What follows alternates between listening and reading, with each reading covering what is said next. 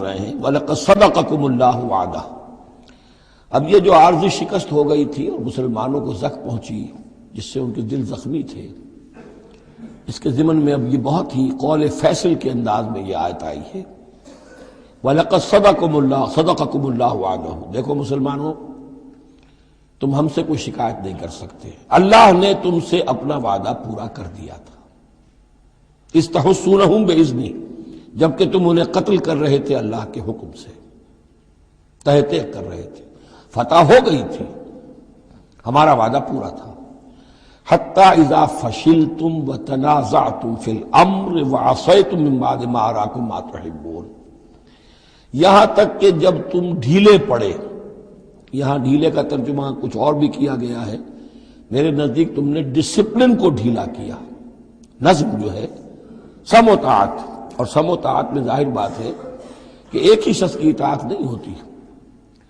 حضور صلی اللہ علیہ وسلم کی اطاعت بھی فرض تھی، اور حضور نے کسی کو امیر مقرر کیا، اس کی اطاعت بھی فرض تھی۔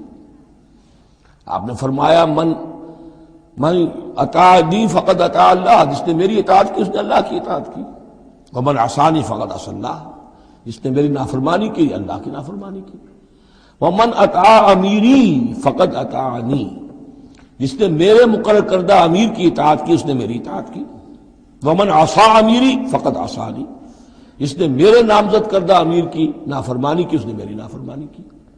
تو اگرچہ حضور کے قول کی تو انہوں نے تعویل کر لی تھی کہ حضور نے تو ہم سے کہا تھا وہ شکست کی صورت میں کہ اگر ہم سب بھی اللہ کی راہ میں قتل ہو جائیں، تم دیکھو کہ چیلے اور کوے ہمارا گوشت کھا رہے ہیں، تب بھی یہاں سے مت ہٹنا، تو ایک تعویل ہو گئی تھی۔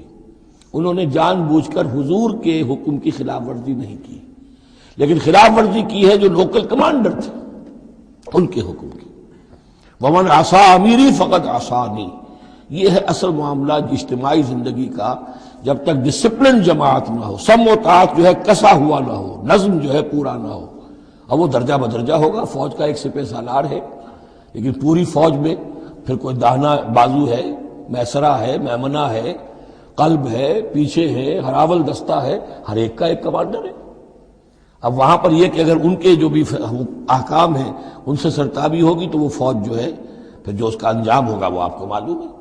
تو نظم تو ہے ایک جماعت کے اندر درجہ بدرجہ جو بھی نظام سم و طاعت ہے اس کے پورے کی پابندی کرنا۔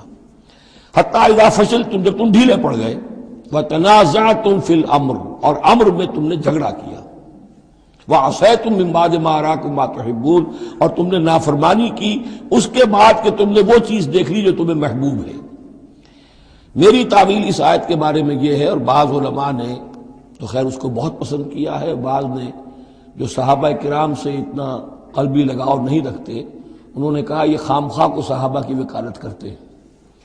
میرا یہاں پہ موقف یہ ہے کہ بعد ما اراکم ما تحبون سے مراد مال غنیمت نہیں ہے، اس لیے کہ مال غنیمت کی تقسیم کا قاعدہ جو ہے غزوہ بدر کے بعد ہو چکا تھا، چاہے کوئی شخص کچھ جمع کرے نہ کرے برابر کا حصہ اسے ملے گا۔ یہاں من بعد ما اراکم ما تحبون سے مراد فتح ہے، اور اس کے لیے قرآن یفصل بعضہ بعضا، سورہ صف کی وہ آیت وَأُخْرَىٰ تُحِبُّونَهَا نَصْرٌ مِّنَ اللَّهِ وَفَتْحٌ قَرِیب، گویا کہ یہاں بندہ مومن کو دنیاوی کامیابی کو بھی اپنا مقصود نہیں بنانا ہے۔ کامیابی کسے پسند نہیں ہے؟ مقصود نہیں، مقصود ہے اللہ کی رضا جوئی اور اپنا فرض ادا کرنا، مقصود یہ رہے۔ باقی کامیابی ہو ناکامی ہو جو کچھ بھی ہو اللہ کی مرضی ہے، اللہ کی حکمت ہے، اللہ کب فتح لانا چاہتا ہے وہ بہتر جانتا ہے۔ تو یہاں من بعد ما اراکم ما تحبون اکثر نے یہ سمجھا ہے کہ اس سے مراد ہے مال غنیمت کی طلب میں وہ وہاں پہرا چھوڑ کر چلے گئے۔ میرے نزدیک یہ بات صحیح نہیں ہے، یہاں پر ما تحبون سے مراد فتح ہے۔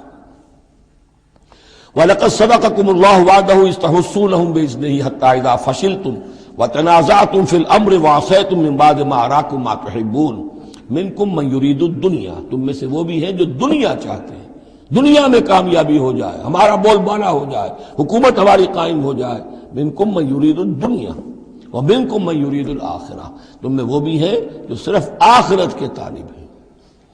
ثم صرفکم عنہم، تو گویا کہ تم ہم سے شکایت نہیں کر سکتے، کوئی شکوہ نہیں کر سکتے، لیکن جب تم نے یہ کام کیا حتی اذا فشلتم وتنازعتم فی الامر وعصیتم من بعد ما اراکم ما تحبون، اس کے بعد فرمایا ثم صرفکم عنہم لیبتلیکم، پھر اللہ نے تمہارا رخ پھیر دیا ان کی طرف سے۔